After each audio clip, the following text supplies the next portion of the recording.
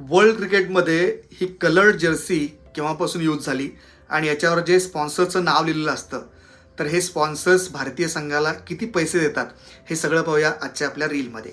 1992 जो world cup झाला, त्या वर्ल्ड कपपासून पहिल्यांदा जागतिक क्रिकेटमध्ये ही कलर्ड जर्सी वापरण्यात आली. 1993 पासून भारतीय संघाचा 2001 पर्यंत ITC लिमिटेड ही जी कंपनी होती, ही कंपनी भारतीय संघाची मुख्य स्पॉन्सर्स कंपनी होती आणि ही कंपनी भारतीय संघाला प्रत्येक कसोटी मॅचला 35 लाख रुपये तर प्रत्येक वन डे मॅचला 32 लाख रुपये इतके पैसे ॲज अ स्पॉन्सर्स म्हणून द्यायचे. 2001 ते 2013 या कालावधीमध्ये भारतीय संघाचा स्पॉन्सर्स हा सहारा इंडिया लिमिटेड ही कंपनी होती आणि या कंपनीनं प्रत्येक मॅचला सुरुवातीला काही लाखांमध्ये पैसे दिले आणि 2010च्या नंतर या कंपनीनं भारतीय संघाला 3.34 करोड रुपये पर मॅच इतकी फीज ॲज अ स्पॉन्सर म्हणून दिलेली होती. तर 2014 ते 2017 या कालावधीमध्ये भारतीय संघाचे जे मुख्य स्पॉन्सर्स होते ते स्टार इंडिया लिमिटेड ही कंपनी होती आणि ही कंपनी भारतीय संघाला प्रत्येक मॅचला 1.79 करोड इतके रुपये ॲज अ स्पॉन्सर म्हणून द्यायची. नंतर 2017 मध्ये भारतीय संघाचा जो काही करार आहे स्पॉन्सरशिपचा, तो चायनाच्या एका मोबाईल कंपनीसोबत झाला.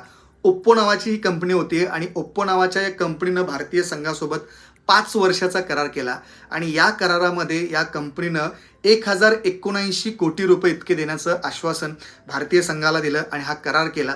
त्याच्यानंतर या कंपनीनं पर मॅच 4.61 करोड रुपये इतके पैसे भारतीय संघाला ॲज अ स्पॉन्सर म्हणून दिले. पण मध्येच त्यांचा हा करार फिसकटला, त्यांना हा परवडला नाही आणि त्याच्यामुळे 2019 ते 2023 या कालावधीमध्ये बायजूज नावाची जी कंपनी होती, या कंपनीनं हा करार कंटिन्यू केला आणि या करारामध्ये त्यांनी 5.7 कोटी इतके रुपये पर match fees as a sponsor म्हणून इंडियन क्रिकेट टीमला दिली. नंतर 2023 ते 2025 या दरम्यान भारतीय संघाचा जो मुख्य स्पॉन्सर होता तो चेंज झाला आणि याच्यामध्ये एंट्री झाली ड्रीम 11 ह्या कंपनीची. ड्रीम 11 या कंपनीनं भारतीय संघासोबत 3 वर्षाचा करार केला आणि या करारामध्ये त्यांनी 358 करोड रुपये इतके मोजले या करारासाठी.